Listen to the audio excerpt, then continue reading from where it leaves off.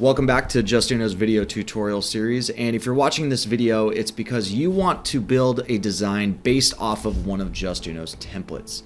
Now, you can create designs in a few different ways. You can start from scratch, which we have a video on. You can import an existing design, or you can use one of these beautiful templates over here. The advantage to using these templates is they require very little customization, and you can generally get them live in a workflow a lot quicker.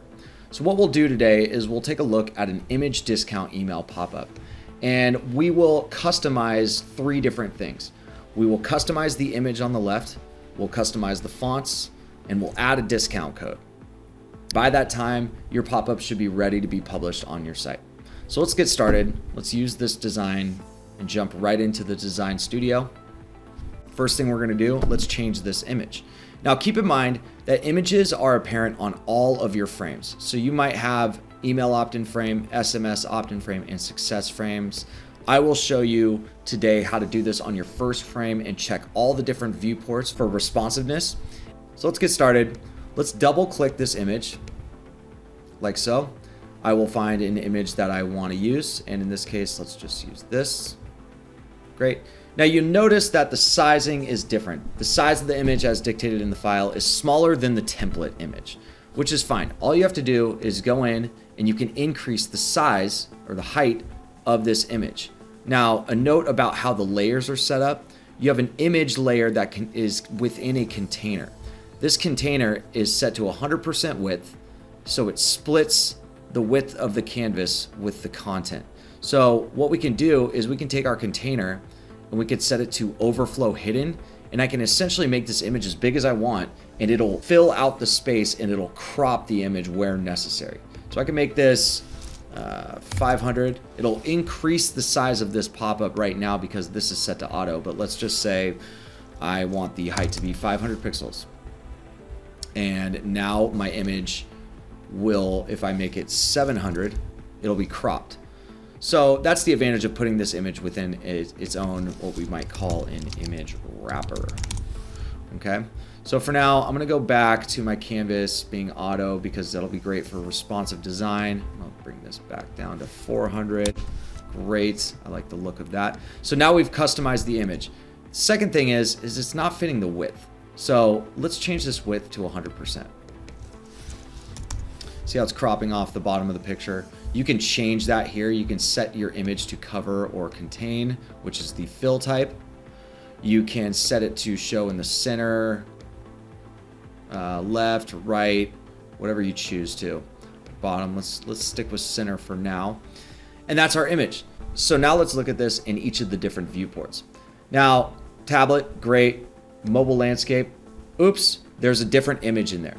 Now, an earlier iteration of this template likely changed the configuration of the image on mobile landscape, and what we know is that any changes that you make to a certain viewport will affect that viewport and the ones below it. So this one also contains the TV image. So we'll just adjust that here. We'll double click or click replace image. We'll find our guy and we'll add him here. And then we'll change our height to the desired height. So we'll go first, let's go 100% width. And then let's find a height that fits the size that we're looking for. Maybe it's 500. Okay, that's fine. So let's first make sure that let's adjust it here too. And another point about the viewport layout is that on this mobile viewport, we've changed the layout. And that's one of the advantages of using a template is now you have this all done for you. You don't have to worry about the layout at all. So I'll change this back to 100%. And his head's a little cut off, so let's maybe change that. Let's change it to center, maybe top. Great, okay, top looks good. Now our image is taken care of across all of the different viewports. The next thing we're gonna do is change the fonts. So we can grab all of these at the same time if we want, both of these layers. I can go to my typography settings, and I'll just change it to Abril. Great, okay, and I can keep pop-ins, or maybe this, we need to go with a different font pairing for this, so we'll do that. Grab both of these, Abril, okay, great. A display font for effect. So now we've changed this template to fit our brand styling. I may decide that I want to change the color of this button, and I'll go into my fonts and colors, I'll find the colors that I've added. I might need to add a new one. And the cool thing about these is that these colors that you add will automatically show up as swatches in your color picker. And any of the fonts that you add, they'll be shown as typography options. So I'll go ahead and change the background of this to that blue. Okay, awesome. And we'll double confirm our settings here, required. Okay, great. Email address. This submits the form. It links to the SMS opt-in frame. Great. And then this button closes the design. Okay, great. Functionally, this pop-up is in the right place. Lastly, what we're going to do is we're going to go to the final frame, and let's assume that we're offering a discount, and let's also assume that I've also changed this image already to our approved brand asset. Lastly, we'll go into the discount code. We'll go to the settings. Now, you'll have to select a discount code in order to publish this design and use it in a workflow. So if you haven't done it already, you can manage your discounts. You can create one from here, either a fixed code, unique codes, or you can sync it to one of our App Store installs. And so we'll grab this here and we'll select Hello 10. Great. And now I should be allowed to publish this promotion. Great.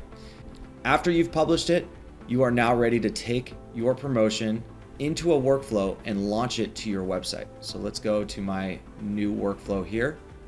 Let's edit.